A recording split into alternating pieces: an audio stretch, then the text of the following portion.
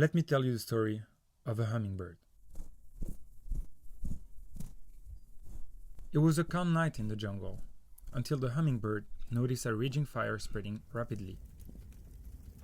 All the animals rushed to a lake where they could be safe. Hopeless, they would watch as their home burned down, not knowing what to do. But suddenly, the little hummingbird picked a drop of water from the lake with its tiny beak and rushed back to throw it at the fire. It flew back and forth, doing this over and over and over again. The fire didn't seem to stop. Yet the little hummingbird didn't give up. All the other animals, like the elephant who could throw much more water to the fire, just stood there, watching. And then they asked him, "What do you think you're doing? You're too little to stop a fire that big." And the hummingbird quickly turned to the other animals and replied, "I'm doing my part, and I'm doing it the best I can." Dear future me, do you remember when you became a hummingbird? Let me refresh your memory. It all started when you were 18. You helped a homeless man named Ali get an apartment and a job. This small act of kindness sparked your initiative to help. So from that day on, you took part in many humanitarian acts, like when you were 27 and you went to Morocco with the Belgian Agency of Development, or when you rebuilt a school in St. Martin at 28. One day, UNICEF reached out to you. They proposed you to go with them on a mission to Madagascar.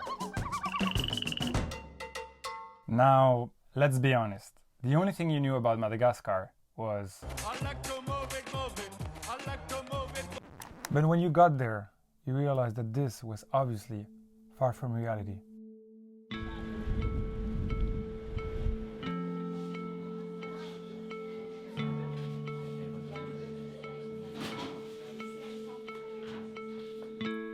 Turns out, this country is ranked 161 out of 189 countries in the Human Development Index. Almost half of the children that are less than 5 years old are suffering from chronic malnutrition, and only 1 child out of 3 finishes primary school.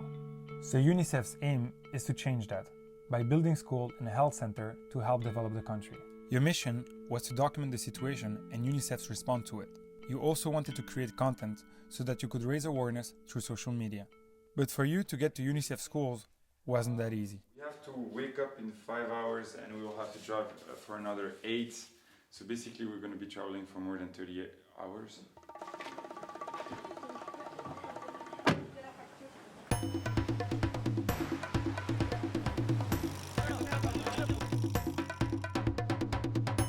Once you got there and saw everything UNICEF was doing, you realized that they were worth all the money that they received. You saw it was all more complicated than you imagined.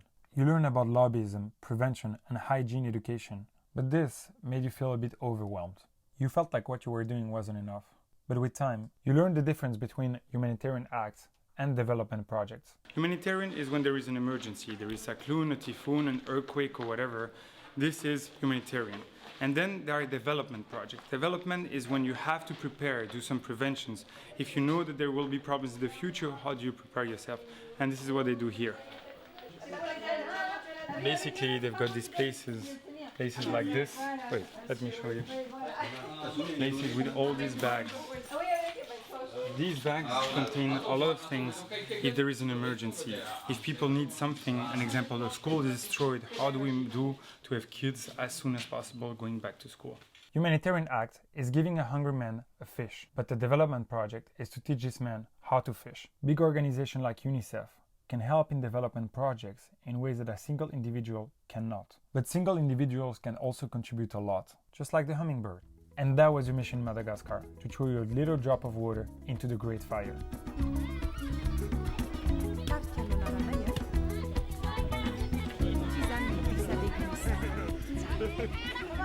But this still wasn't the best you could do. After your trip to Madagascar, you took all the things you learned and started your own project in Mexico, a school made out of plastic in which kids could learn art, sport, and well-being for free. But this story is still in the making, so I will have to tell you that one in another video.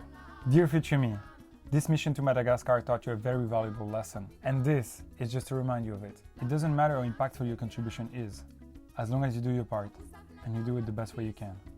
By the way, I hope that you're proud of yourself. Man, nothing so good for somebody. Let my more to one the